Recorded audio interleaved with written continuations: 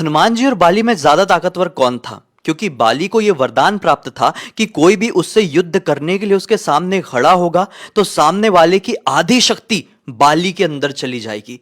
मतलब हनुमान जी कभी उसके सामने खड़े होते तो ये युद्ध का क्या होता?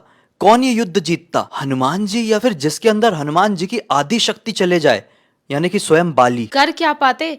ये कहानी बड़ी इंटरेस्टिंग है। एक बार की बात है, हनुमान जी एक वन में बैठकर राम नाम भज रहे थे। बाली अपने ताकत के घमंड में चूर सभी को ललकार रहा था कि है कोई मुझसे ताकतवर जो मुझसे युद्ध लड़ सके। इस कारण से हनुमान जी का तप भंग हो रहा था। हनुमान जी अपनी तपस्या से जागे और बाली से कहे कि सभी जानते हैं कि आप बहुत ताकतवर हैं, आपके पराक्रम की कोई सीमा नहीं है, लेकिन ऐसे बखान करना भी गलत है। बाली ने हनुमान जी को ललकारते हुए कहा, अब तू मुझे समझाएगा कि पराक्रम क्या होता है? तेरे अंदर अगर शक्ति है तो मुझसे युद्ध कर। हनुमान जी ने भी कह दिया, अगर ऐसी बात है तो ठीक है, कल प्रातः काल हम मल्ल युद्ध करेंगे। अब रात का वक्त आया। रात में ब्रह्मा जी स्वयं हनुमान जी के पास आए कि कल अगर आप बाली से युद्ध करने जाएं तो अपनी शक्ति का केवल 10वां हिस्सा ही अपने साथ लेकर जाएं। बाकी पूरी शक्ति अपने श्री राम के चरणों में समर्पित कर दे, वरना बाली जीवित नहीं बच पाएगा। फिर क्या था, अगला दिन निकला और हनुमान जी बाली के सामने पहुंचे। दोनों का मल्ल युद्ध शुरू ही होने वाला था कि हनुमान जी की शक्ति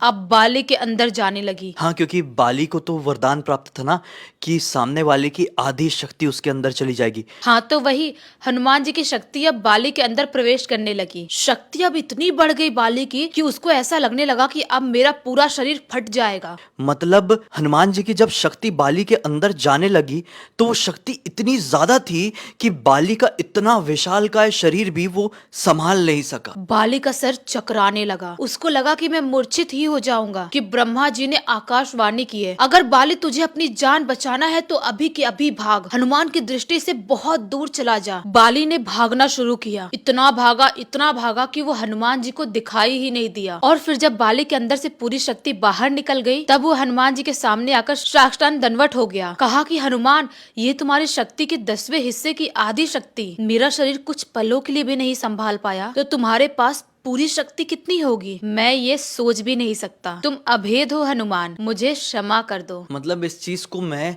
डिस्क्राइब भी करूं तो कैसे करूं?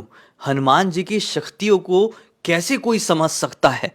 उनके पास इतनी शक्ति थी कि आज कोई समझने ही बैठे ना तो सामने वाले का दिमाग खराब हो जाएगा, लेकिन हनुमान जी की शक्ति का अंदाजा कभी कोई ठीक तरीके से लगा नहीं पाएगा। क्योंकि हनुमान जी भगवान शिव के स्वयं रुद्र अवतार थे। बात तो बिल्कुल सही है। महादेव का ये रुद्र अवतार भी संसार की भलाई के लिए ही हुआ था।